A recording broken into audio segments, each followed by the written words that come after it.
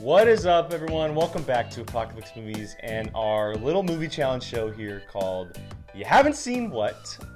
It is a fun little segment we have here at Apocaflix Movies. And basically what happens is one person challenges one person to watch a movie they've never seen before, and the person that is challenged gets to then challenge someone else. And so, obviously, Gio Ramos is here with me today because I challenged him. And I challenged him to watch a movie called Turbo Kid.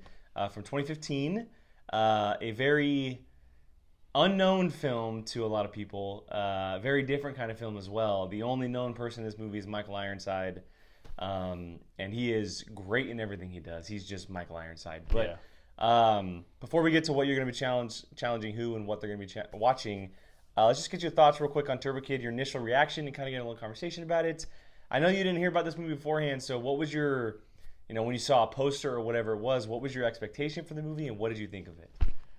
Well, first off, this is my first time on movie watching challenge. I love this whole concept. I think it's very fun. So glad to be part of it finally. Turbo Kid, Jake, I love you, man. All right, you know me so well. Okay? I knew you would love this movie. You knew, okay, because we're both fans of Mad Max Fury Road. Yeah, this movie's very much in that vein. 100%. As far as like genre, style, tone of it goes. When I saw the poster, I didn't watch any trailers because I want to go in and not know what to expect. When I saw the poster, though, I was like, okay, I feel like I've seen this movie before, and I say that in a sense where this movie is kind of like a love letter to those throwback retro sci-fi movies, and it's very much that when you watch the movie and the further along it progresses, the sci-fi elements, the characters themselves, and then of course Michael Ironside, of course he's in this movie, right? And he's just Michael Ironside. 100%. And that's a 100%. good thing. Yes. But when I first saw this movie, it starts off it's apocalyptic, 1997, which I didn't know until later on what year it was. It took some time for me to kind of get into the groove of it, okay? Because, there's this kid, and, he's very much a kid, even though he's, a teenager. And he, idolizes comics. He's a scavenger, Again, we've seen that before, right? Yeah.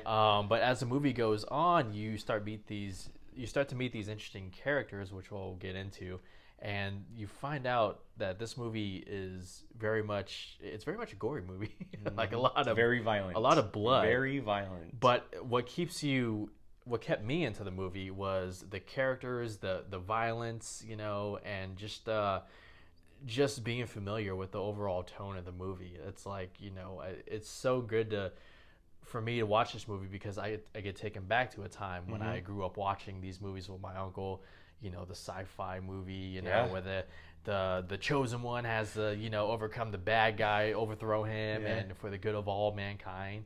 So I could say that I definitely enjoyed this movie. That's awesome because I mean, as far as everyone I know, I'm the only person who's ever seen this movie. Yeah. I enjoyed it because of how wacky it was and how different it is, and underneath that all, it's actually just a really good story too, with the kid and his friend as well, who he meets along the way. Yeah. And then everything kind of going on with Michael Ironside as well. And obviously you mentioned the Mad Max stuff, which was exactly why I chose this for you. Yeah. If I picked any one of the other three, Keith, Jacob, or Brian, they would have not liked the movie because they don't have a infatuation with Mad Max like we do. And so I love the heart of the movie. The heart of the movie is really good.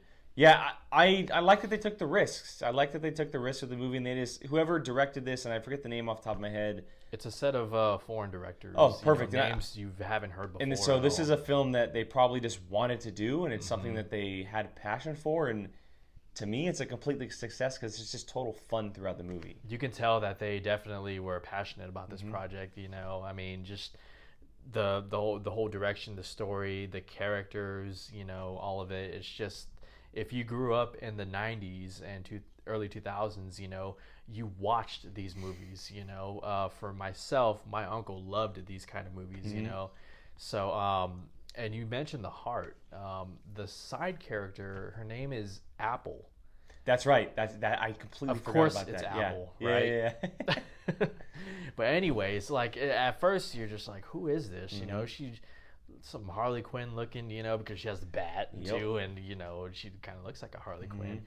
But you learn a lot about her character, and just like I don't know who I am, what I am. The people who I've traveled with, they've come and gone, and so. But there's something different about this boy, who is the main character. I can't remember his name. Yeah, no, not off the top of my head, no. Yeah, but Turbo Kid? Turbo Kid, we'll just call him that. Oh, speaking of that, how he gets his, powers is just it's so much fun. It's fun, exactly. So much fun. Yeah, it's it's a little cheesy, but I mean that's fine. Yeah, that's what this movie is. Totally. Yeah, and Michael Ironside, he's. I mean, what can I say about him? Every villain he plays is just so good. So good. I feel like he's just typecast as like 100%. But I think he enjoys it. Oh, absolutely. I think he just absolutely enjoys it. That's in his realm. I mean, that's what he does. When I saw this, and it's such a weird comparison, but without the violence and like the total sci-fi vibe to it, his villain reminded me of him in Karate Kid 3.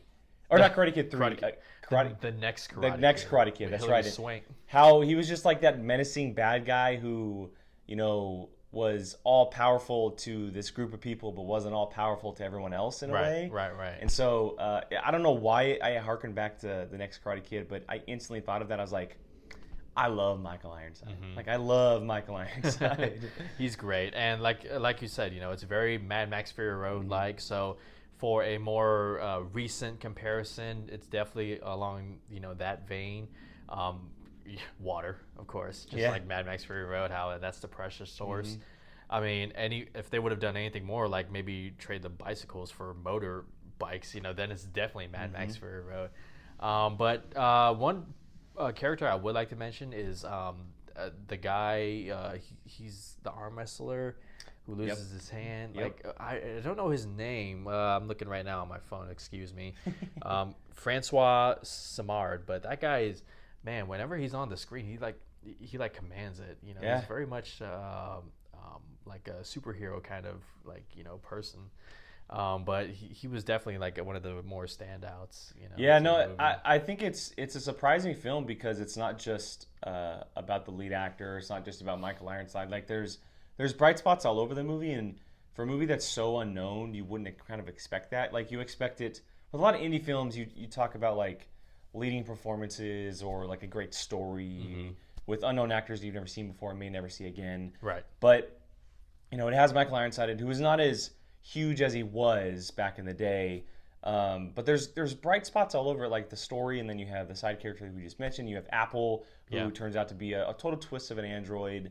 And then you have the whole superhero element, which is really cool, combined with like a violent desperation of apocalyptic style action going on, and so it's a cool blend of stuff that really has tastes for everyone, and more so us who really enjoy that type of stuff, obviously. But it's more than just that, because when you look at the poster, you see this film, but when you watch the movie, you see 2 or 3 different kinds of films, which is why it's so enjoyable. Yeah, I gotta say, I mean, just given the amount of budget that they had, and it's a small film, I think they did a hell of a job. I don't even know if it reached theaters, to be honest. Like I definitely didn't reach us. But for such a small budget, like they killed it. It was a Sundance selection, official selection, so it may have been limited release, small movie. Maybe like theater. 1 week in LA or something like that. Yeah. But they killed it. They absolutely killed it. Yeah. So I gotta say, just to wrap up my thoughts, I really did enjoy this movie. Awesome.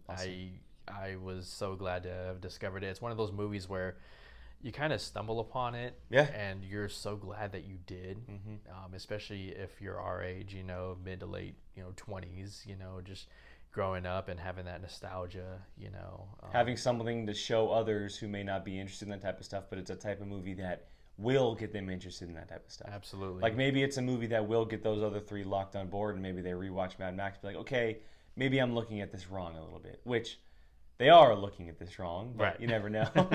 So, still waiting on a sequel. I know. Well, maybe one day. All right. Well, let's move on to the next portion of the show. You are now given the chance to challenge someone, and it's much easier now. There's 3 people you can challenge in this group of Apocaflixers here. You either have Brian, you either have Jacob, and you either have Keith, and you're one movie that they have not seen. And I imagine you're going to pick a good one, and I'm very interested to see who you pick and what you pick. So The floor is yours, sir. Who do you got for the next time on You Haven't Seen What? My challenge goes to Mr. Jacob Bartley. And the moment I saw this movie on screen, on the little On our chart list, that we yep, did, on our list. I was like, okay, the time has come. You're going to watch this movie. And that movie is Top Gun. Yes. Jacob, you're not going another summer without watching Top Gun, okay? The sequel comes out when? This year or next year? Next year. Next year. Because they're done filming it. Yeah. They're still filming it. Are they? Still, I believe they're still filming it. But what a quinkity, because Michael Ironside's in there. Yes, he plays Viper. How about that? He's in there, so there we go. There you go. Okay, this is now. Or he doesn't play Viper. He plays. I think it's what's it starts the with a other one? J. Jasper, right? Jasper. There you go. Yeah. There you go. Man, time has come, Jacob. Okay, no more excuses. You've been officially challenged. Top Gun. Enjoy, have fun. Tom Cruise looks like he has an Asian a day. Well, I know, maybe a little right? bit, but I mean, still. Oh, I'm so excited for finally hear his thoughts on this. Mm-hmm. So you've gotten him twice. So when we initially first did this, way back in the day when we first started this a couple years ago, Yeah. you challenged him to watch Independence Day, another one he hadn't seen, and now you're doing Top Gun again. So this is perfect because I think we were all waiting to challenge him for that at some point, but it also happens that the movie happens to show in theaters every once in a while. Yeah. And so we may have been waiting for that, but it's also the perfect opportunity because he just needs to watch it. He just has to watch it. Yeah, I think he'll like it. You know, I mean. Oh, I think he'll like it. You know, He loved Independence Day, so I have a feeling he'll like fan this one of too. you know aerial combat Yeah. and Kenny Loggins and you know. Danger Zone, such a great song. Yeah. Such a great song. Mm-hmm. All right, well, there it is. The challenge is out. Jacob officially has to watch Top Gun after not watching it for a very long time. Yes, sir. So, yeah, we'll come back next time, and it'll be Jacob and Gio on that one, and they'll be talking about Top Gun, and then Jacob will be given the chance to challenge one of us three. It'll be myself, Brian, or Keith for that one. But for now, those are Gio's thoughts on Turbo Kid, not Top Gun, Turbo Kid. And then we'll come back. Make sure you join us next time as Jacob and Gio will be talking about Top Gun and what Jacob thinks about that film. We thank you again for joining us on You Haven't Seen What? The latest episode of our movie challenge show here at Apocaflix. Make sure you let us know down in the comments what you think of both Turbo Kid, non-spoiler, of course, for anybody who hasn't seen it, and then Top Gun as well, and what you think of Jacob never watching this movie. So, for Gio, for myself, again, thank you for joining us on our version of You Haven't Seen What today. We will see you guys next time. Hey everyone, Jacob Bartley here. Thanks for watching. If you want to check out something similar from Apocaflix movies, click this video up here. If you want something a little bit different, check out this video down here. If you haven't done so, please subscribe to Apocaflix movies and let us know your thoughts in the comments section. We always love to hear from you. Thanks for watching.